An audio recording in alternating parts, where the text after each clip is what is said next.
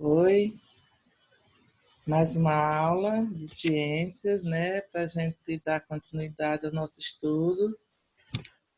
Hoje nós vamos falar sobre as células, né, o início de tudo, e que é relacionado ao capítulo 4, tá? É um assunto bom, bem amplo, e que a gente vai explorar o nosso potencial. O capítulo 4 ele fala sobre a complexidade estrutural do ser humano, né? O que é o corpo humano, que funções ele desempenha, né? E lembrando que a célula é a menor parte viva do nosso organismo e ela também pode ser chamada de uma unidade básica. Nós vamos falar nesse capítulo sobre uma sigla que é bem interessante que todos decorem. CTOSO. Significa dizer que as células se agrupam formando os tecidos se agrupam formando os órgãos, esses órgãos formam um sistema e dentro desse sistema surge um organismo, né? Então, o corpo humano ele é diferente por diferentes partes, né? Nossa pele, nossos músculos, nossos nervos, nossos órgãos, dentre outros sistemas.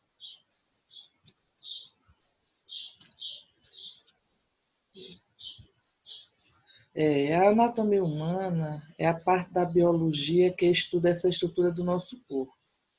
É isso que eu falei, que ele está inserido, ou seja, está incluído nos nossos sistemas, órgãos e tecidos. Ele também analisa a nossa parte genética, o que quer ser genética, é a herança que herdamos, né, dos nossos pais, o DNA, que é parte do ser vivo, né?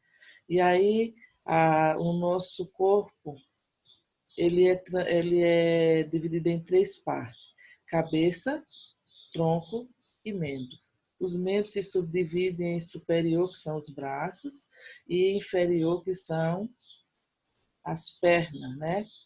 E essa anatomia, ela considera que o corpo ele deve estar sempre numa posição ereta, ou seja, em pé, sempre com esse rosto voltado para a frente, os membros sempre esticados. Muitas das vezes a professora diz assim, a posição de sentar, porque tudo isso interfere na nossa postura. Então, devemos ficar sempre numa posição anatômica, quando a gente tenha conforto na posição do sentar. E ao ficar em pé também tem a forma para que você não sinta dores no corpo. O que são esses níveis de organização do nosso corpo? Ele é formado por estruturas simples, que dá-se o nome de células. Lembra que eu falei da sigla CTOSO? Ela está aí determinada. São as células, os tecidos, os órgãos, os sistemas que formam esse organismo. E aí a gente vai ver parte a parte como se desempenha e que função tem cada uma delas. Bom, o que são essas células? Elas são estruturas formadas por três partes básicas. É a membrana, que tem a função de proteger essa célula. É o citoplasma, que contém organoides, onde cada um tem suas funções específicas. E tem o núcleo, onde está guardada as nossas características, aquilo que herdamos dos nossos pais. E essas células, elas podem variar com relação à forma, né? Com relação ao tamanho e também ao tempo de vida. Essas células, elas têm uma duração de vários anos. Por exemplo, a da pele, ela se renova a cada 35 a 45 dias. São escamações e ali significa dizer que essa pele ela está sendo renovada. Dentro da pele, essas células que se renovam, existem as células troncos. Muita gente já ouviu falar, pesquisas constantes a respeito disso, justamente para a questão do transplante, que nós chamamos de medula óssea. São três tipos. Duas são as embrionárias e as células adultas, né? E a outra a gente adquire com o passar do tempo. Então, essas células ela têm a capacidade de dividir e de transformar em outros tipos de células que vêm a nos ajudar. E ela está no sangue. Por isso que se detecta, por isso que é retirado da medula óssea, que é chamado da parte da espinha, assim chamado, né? Ou da nossa coluna. É lá onde encontramos essa medula óssea e que também pode ser detectada, encontrada no cordão umbilical dos recém-nascidos. É preciso que a gente saiba diferenciar e que também tenha cuidado com a saúde para que não venha necessitar disso no futuro. Bom, o que são esses tecidos? Tecidos, eles podem ser encontrados na pele, eles podem ser encontrados no nosso músculo, no nosso sistema nervoso, né? Ele também é encontrado no coração e ele tem funções específicas. Essas funções permitem com que forme duas ou mais e que possa se dividir. E o nosso corpo humano, ele tem diferentes formas e funções direcionada a cada um desses sistemas.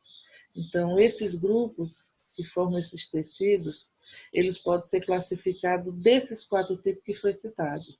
Pode ser citado na nossa pele, no tecido conjuntivo, pode ser encontrado nos nossos músculos e também nos nossos nervos.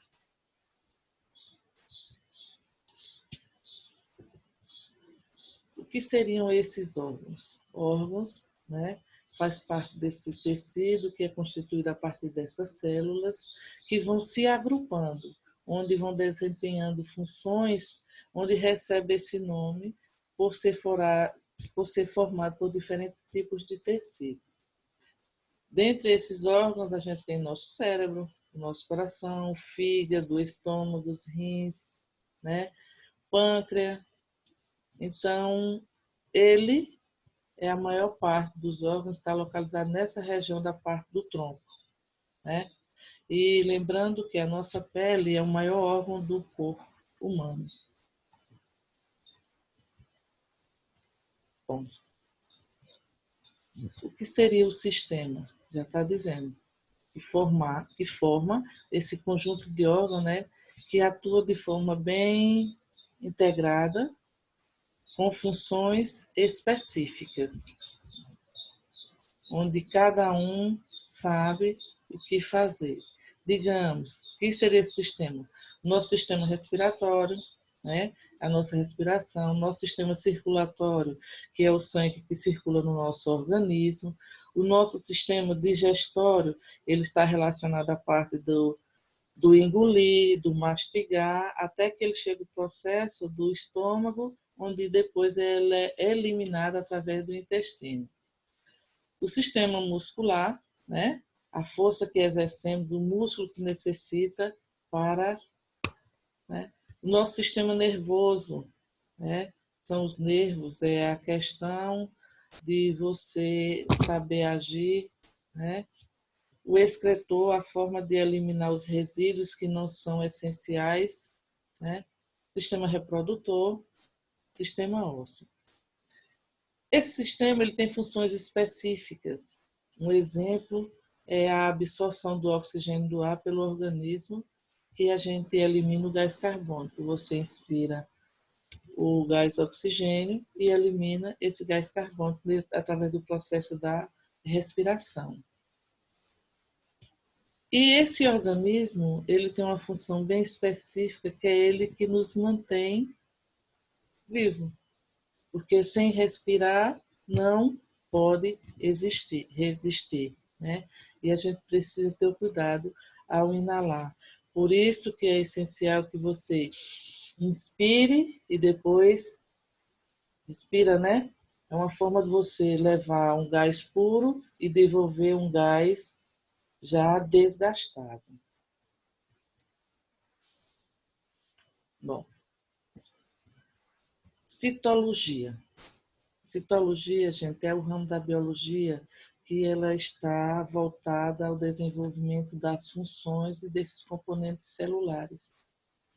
O que é uma célula? A gente pode ver uma célula a olho nu, um ovo, a casca, a clara e a gema. Então, ali é uma célula que pode ser vista a olho nu. E as células, elas podem ser microscópicas ou macroscópicas. Que diferencia uma da outra? Micro, já está dizendo, é uma coisa pequena, que precisa de um auxílio de um aparelho para que possa ser visto. Macro é uma coisa maior que pode ser vista a olho nu. Por isso que precisa do auxílio do microscópio. O microscópio é um aparelho inventado, né, que ele supre a necessidade dos cientistas e auxilia no desenvolvimento dessas pesquisas. As células microscópicas, que não pode ser vista a olho nu e que precisa desse auxílio. O nosso sangue, para ser estudado, ele precisa do auxílio desse microscópio, porque ele precisa separar as plaquetas das hemácias, dos glóbulos brancos, glóbulos vermelhos e assim sucessivamente. As células macroscópicas são aquelas que a gente pode ver a olho nu. E aí eu dei um exemplo claro, que é o ovo, a laranja. Você também pode fazer uma diferença com o abacate, né, onde a casca passa a ser a membrana, onde a polpa passa a ser o citoplasma e a semente que fica no centro passa a ser o núcleo, é onde guarda todas as nossas características que herdamos. As células, elas podem ser de dois tipos, procariontes e eucariontes. Geralmente a gente diferencia as células assim, uma célula completa e uma célula incompleta. Mas como assim, professora? Uma célula ela é constituída das três partes com organoides e a outra é com uma parede que diferencia-se dessa membrana, né?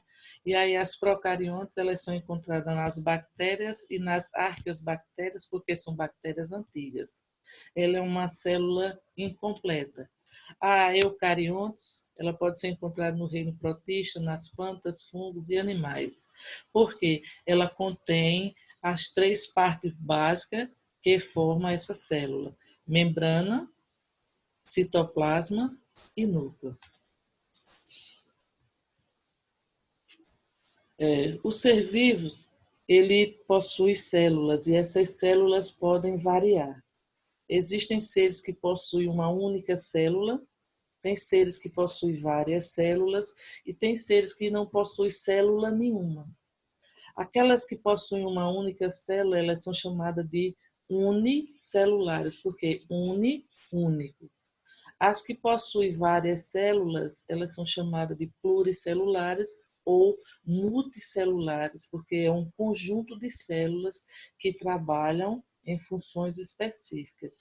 E aqueles que são acelulares, esse A significa ausência de células, é o caso dos vírus. Eles são seres que penetram no organismo, ele se aloja, quando ele encontra essa possibilidade, ele começa a se desenvolver.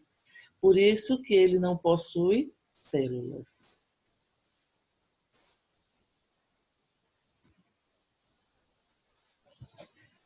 Bom, com isso, a gente termina o capítulo 4, gente, e a cada término de capítulo é necessário que vocês cumpram as tarefas de vocês. Para essa unidade, eu estou mandando a página 64, 68 e 69, que é relacionada a esse capítulo, e logo que vocês terminem, vocês encaminham para o zap da professora. Agora é preciso que vocês se identifiquem, tá? Porque aí fica difícil de encontrar os rostinhos, porque às vezes estão com a família. E aí eu agradeço, espero que estudem e que cumpram com as atividades. Até a próxima.